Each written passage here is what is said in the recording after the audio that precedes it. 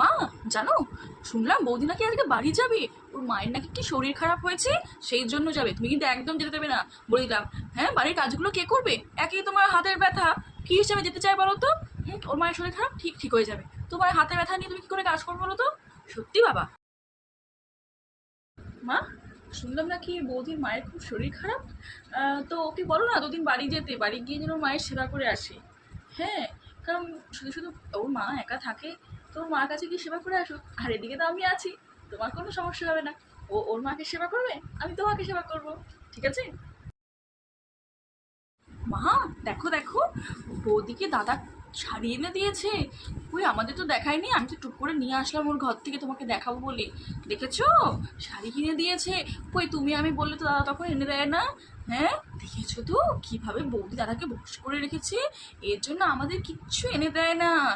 মা, তুমি কিন্তু সাবধান হও বলেছি, নয়তো তোমার ছেলেটা কিন্তু হাতছাড়া হয়ে যাবে। বুঝেছো? তখন কপাল চাপড়াবে।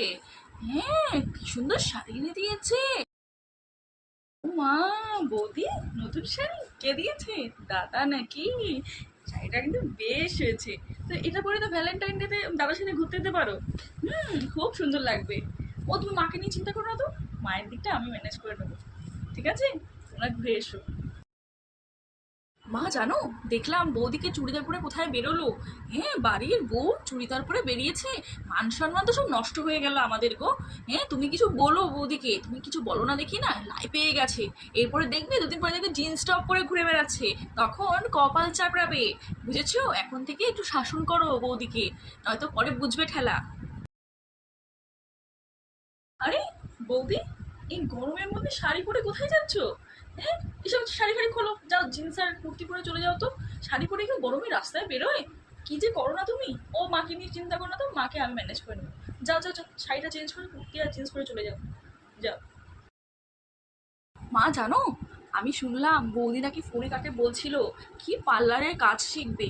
হ্যাঁ, বাড়ির বউ বাইরে যাবে কাজ করতে, তাও নাকি লোকের চুল কাটবে নাপিতের মতো। সম্মান কোথায় যাবে বলো তো? তুমি কিন্তু একদম এসব না করে দেবে। হ্যাঁ, বাড়ির বউ কি করে বাইরে যায়, তা আবার চুল কাটতে পার্লারের কাজ শিখবে? বাড়ির বউ বাড়িতেই মানায়, তুমি কিন্তু একদম এসব লাই দেবে না মা। আর দাদাকেও বলে দেবে যেন এইসব যেন পাত্তা না দেয়, নয়তো কিন্তু বাইরে গিয়ে কি জানি কি করবে, তার কোনো ঠিক নেই।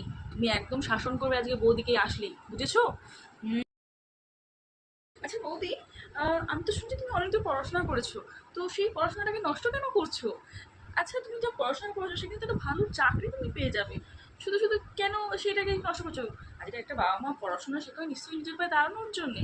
আর তুমি বসে বসে সেটা নষ্ট করছো। তুমি শোনো, তুমি একটা কাজ করো, তুমি চাকরির ইন্টারভিউ দেওয়ার জন্য রেডি হও। বুঝেছো? তুমি ওসব চিন্তা করো না। একটা কাজ করলে তোমাকে তো দাদার কাছে হাত পেতে টাকা চাইতে হয় না। ও বাবা মার দিকটা তুমি ছাড়ো তো, ওটা আমি ম্যানেজ করবো। তুমি ইন্টারভিউর জন্য রেডি হও। বুঝেছো?